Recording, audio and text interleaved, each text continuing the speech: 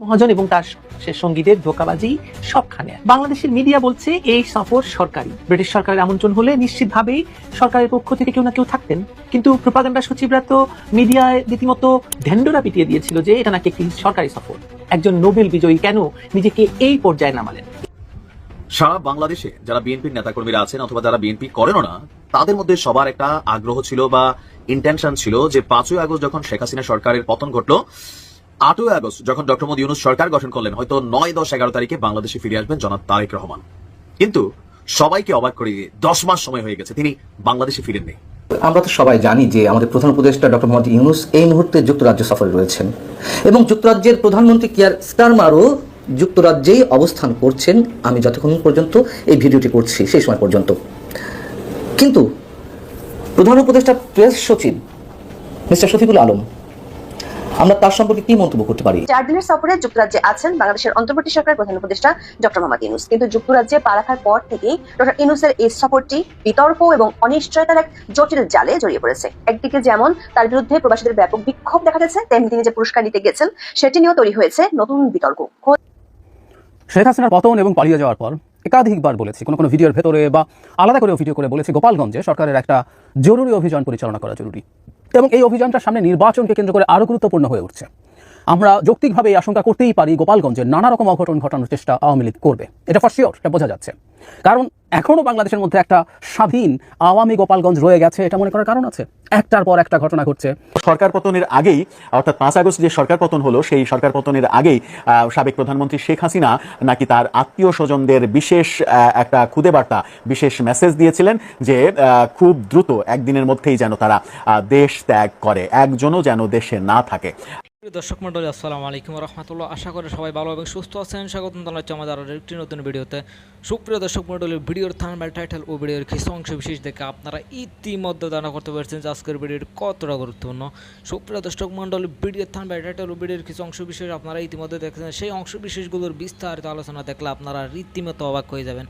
আসুন আমরা সেই অংশবিশেষগুলোর বিস্তারিত আলোচনা দেখে আসি। তার আগে আপনাদের প্রতি ছোট্ট একটা রিকোয়েস্ট, যারা আমার চ্যানেলে নতুন, চ্যানেলটি সাবস্ক্রাইব করে লাইক কমেন্ট শেয়ার করে সাথে থাকুন। আসুন কথা না বাড়িয়ে সেই সম্পূর্ণ ভিডিওটা দেখে আসি। অর্থাৎ 5 আগস্ট যে সরকার পতন হলো, সেই সরকার পতনের আগেই সাবেক প্রধানমন্ত্রী শেখ হাসিনা নাকি তার আত্মীয় স্বজনদের বিশেষ একটা খুদে বার্তা, বিশেষ মেসেজ দিয়েছিলেন যে খুব দ্রুত একদিনের মধ্যেই যেন তারা দেশ ত্যাগ করে, একজনও যেন দেশে না থাকে। শুধুমাত্র আত্মীয় স্বজনদেরকেই এই মেসেজ কি পাঠিয়েছিলেন তিনি, নাকি তার ঘনিষ্ঠজনদেরও এই মেসেজ পাঠিয়েছিলেন? এই মেসেজ কেন পাঠিয়েছিলেন? যখন দেশে একটা অরাজক পরিস্থিতি চলছে, যখন সরকার টালমাটাল অবস্থায় চলছে, তখন আত্মীয়দের বাঁচানোর জন্য, আত্মীয়দের সেফটির জন্য শেখ হাসিনার এই বিশেষ ভাবনা কি সত্যিই ছিল? কি বলছে গণমাধ্যম? এবং শেখ হাসিনার আত্মীয়রাই বা এতদিন পালিয়ে থাকার পরে, অর্থাৎ 10 মাস পরে এই ব্যাপারে কথা বলছেন, কি বলছেন তারা, সেই আলোচনা করবো এই ভিডিওতে। থাকবেন পলিটিক্স টিভির নিয়মিত আয়োজনে।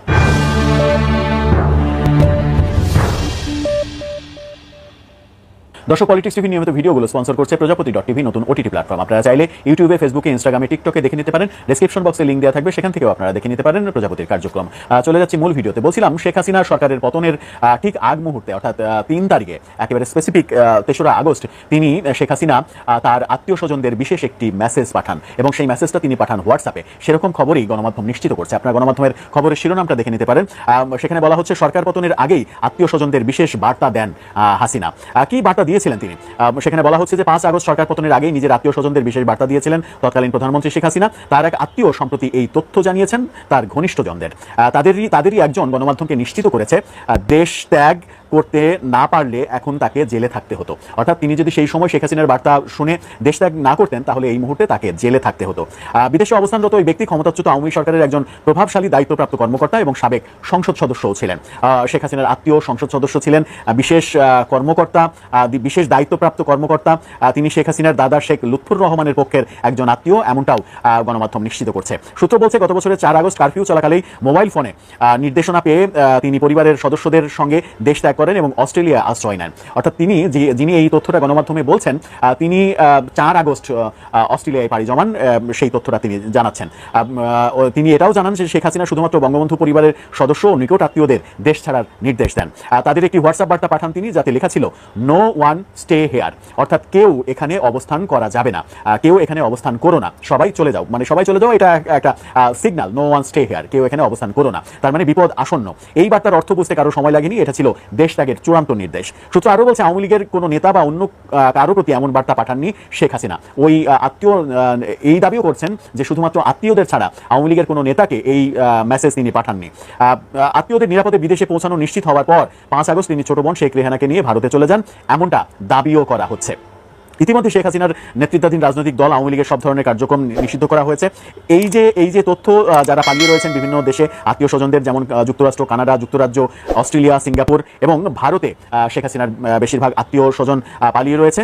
সেই আত্মীয় স্বজন পালিয়ে থাকার মধ্যে একজন মাত্র সেরনিয়াবাদ পরিবারের একজন মাত্র শেখ হাসিনা পরিবারের মানে আত্মীয় স্বজনদের মধ্যে সেরনিয়াবাদ পরিবারের একজন মাত্র গ্রেপ্তার হয়েছেন। তাছাড়া কেউই গ্রেপ্তার হননি, সবাই দেশের বাইরে চলে যেতে সমর্থ হয়েছেন। সর্বকনিষ্ঠ শেখ যে তন্ময়, শেখ হেলালের পুত্র শেখ তন্ময় এমপি, তিনিও দেশের বাইরে চলে গেছেন, এরকম তথ্যই বিভিন্ন দিক থেকে শোনা যাচ্ছে। কিন্তু সবথেকে গুরুত্বপূর্ণ ব্যাপার সেটা হচ্ছে যে শেখ হাসিনা কি তাহলে আওয়ামী লীগের নেতাকর্মীদের কথা ভাবেননি, শুধুমাত্র আত্মীয় স্বজনদের কথাই ভেবেছেন? এই যে আত্মীয় কালবেলাকে এই তথ্য নিশ্চিত করছে, সেই আত্মীয় বলার চেষ্টা করলেন যে শুধুমাত্র আত্মীয় স্বজনদের এই সিগন্যাল দিয়েছিলেন। তারপর সেই সিগন্যাল অনুযায়ী সবাই যখন সেফ এক্সিট করেছে, তারপরে 5 তারিখে শেখ হাসিনা ছোট বোন শেখ রেহানাকে নিয়ে ভারতে চলে গেছেন। কিন্তু এই একই ধরনের মেসেজ কি আওয়ামী লীগের ঘনিষ্ঠ আওয়ামী লীগের বড় বড় নেতৃস্থানীয়দের দেওয়া হয়নি, কিংবা তারা টের পাননি, তাদেরকে কোনো রকমের সিগন্যাল কি দেওয়া হয়নি? বিভিন্ন তথ্য তো বলছে যে শেখ হাসিনা আমলের বিভিন্ন এমপি, মন্ত্রী, ডাকসাইটে নেতা অনেকেই 5 আগস্টের আগেই পালিয়ে গেছেন, দেশের বাইরে চলে গেছেন। এমনকি গ্রেপ্তার হওয়া জুনায়েদ আহমেদ পলক, তিনি 3 তারিখে গণভবনে, বিভিন্ন সূত্র দাবি করে যে 3 তারিখে তিনি গণভবনে গিয়েছিলেন, তার পদত্যাগপত্র নিয়ে তিনি পদত্যাগ করে দেশের বাইরে চলে যেতে চেয়েছিলেন স্ত্রী পরিবার সহ। সেইখানে একটা অনাকাঙ্ক্ষিত ঘটনা তৈরি হয়, তিনি ভৎসনার শিকার হন, ওবায়দুল কাদের সহ অনেকেই তাকে গালাগালি করেন, এরকম শোনা যায়। তারপরে সেই পদত্যাগ করতে ব্যর্থ হয়ে তিনি আর দেশের বাইরে যেতে পারেননি, কিন্তু নিরাপদে তার পরিবারকে, জুনায়েদ আহমেদ পলক তার পরিবারকে দেশের বাইরে পাঠিয়ে দিতে সমর্থ হয়েছিলেন। পরবর্তীতে আমরা দেখলাম যে পলক যখন পরবর্তীতে বিমানবন্দর দিয়ে যেতে লাগলেন, তখন তাকে আটক করা হলো, এখন তিনি জেলে রয়েছেন। রহস্য আসলে এই রহস্যের জট খুব সহজে যে খুলবে সেটা বলা যায় না। যেটা বলছিলাম প্রথমে, যে এই ইতিহাস নিয়ে অনেকে লেখালেখি করবেন, অনেক বই লেখা হবে, অনেক গবেষণা তৈরি হবে। এই ইতিহাসের পরতে পরতে কি কি ঘটেছিল সেগুলো নিয়ে বিস্তর গবেষণা তো হতেই পারে, হবে। এই গবেষণার মধ্যে ব্যর্থতার ইতিহাস যেমন থাকবে, কারো কারো সাফল্যের ইতিহাস থাকবে, আবার কারো কারো চর্যবৃত্তির ইতিহাসও থাকবে। সব মিলিয়ে একটা সময় হয়তো ইতিহাস কথা বলবে, সত্যটা সামনে আসবে। তবে যে সত্যটা শেখ হাসিনার এই আত্মীয় শেখ পরিবারের, শেখ লুৎফর রহমানের পরিবারের ঘনিষ্ঠ একজন, তিনি জানাতে চাইলেন, এবং গণমাধ্যম যার কথা বলছে, তিনি যে কথা বললেন, সেটা যদি সত্য হয়, তাহলে আওয়ামী লীগের নেতাকর্মীদের জন্য সেটা খুব একটা ভালো খবর নয় যে শেখ হাসিনা শুধুমাত্র নিজের আত্মীয় স্বজনদের কথাই ভেবেছেন, আওয়ামী লীগের নেতাকর্মীদের কথা ভাবেননি। আদৌ কি সেটা হওয়ার কথা? কিংবা এটা যদি সত্য হয়, তাহলে আওয়ামী লীগের তৃণমূলের নেতাকর্মী যারা শেখ হাসিনাকে এত বেশি ভালোবাসেন, এত মানে অত্যাচারের মধ্যে থেকেও, যে 5 আগস্টের পরবর্তীতে যারা দেশে রয়েছেন, তারা যেভাবে নির্যাতনের মধ্যে রয়েছেন, কেউ তো অপরাধী, তারা যেমন নির্যাতনের শিকার হচ্ছেন, আবার অনেক নিরাপরাধ ব্যক্তিও নির্যাতনের শিকার হচ্ছেন, কিংবা স্বাভাবিক জীবনযাপন করতে পারছেন না, এক ধরনের অস্বস্তির মধ্যে রয়েছেন যারা, তারা কিভাবে এই ব্যাপারটাকে একসেপ্ট করবেন? সারা বাংলাদেশে যারা বিএনপির নেতাকর্মীরা আছেন, অথবা যারা বিএনপি করেনও না, তাদের মধ্যে সবার একটা আগ্রহ ছিল বা ইন্টেনশন ছিল যে 5ই আগস্ট যখন শেখ হাসিনা সরকারের পতন ঘটলো, 8ই আগস্ট যখন ডক্টর মোহাম্মদ ইউনূস সরকার গঠন করলেন, হয়তো 9, 10, 11 তারিখে বাংলাদেশে ফিরে আসবেন জনাব তারেক রহমান। কিন্তু সবাইকে অবাক করে দিয়ে 10 মাস সময় হয়ে গেছে, তিনি বাংলাদেশে ফিরেননি। ইতিমধ্যে ওনার স্ত্রী যিনি আছেন ডক্টর জুবাইদা রহমান, তিনি বাংলাদেশে গেছেন, থেকেছেন, আবার সেখান থেকে ফিরে আসছেন। প্রশ্ন হচ্ছে, জনাব তারেক রহমান কেন দেশে ফিরছেন না? তবে বিএনপি নেতাকর্মীদের জন্য সুসংবাদ, জনাব তারেক রহমান এবার দেশে ফেরার সিদ্ধান্ত নিয়েছেন। আর কবে ফিরবেন, আসুন দিকে সেই আলোচনায়। তারেক রহমান দেশে ফিরলে বাংলাদেশে বর্তমানে আমার মনে হয় না যে এমন কোন সিস্টেম আছে, এমন কোন আইন আছে যে তারেক রহমানকে গ্রেফতার করবে, বা এত বড় দুঃসাহসী স্পর্ধা বাংলার জমিনে আপাতত কেউ দেখানোর সাহস করবে। তারেক রহমানকে নিয়ে এনসিপি নেতাকর্মীরা অনেক কথাবার্তা বলেন বা এমনি সামনে বলেন, তো তারেক রহমান বাংলাদেশে পা দিলে ওনার চেহারার দিকে তাকাইয়া বা ওনাকে কাউন্টার করে বক্তব্য দেবে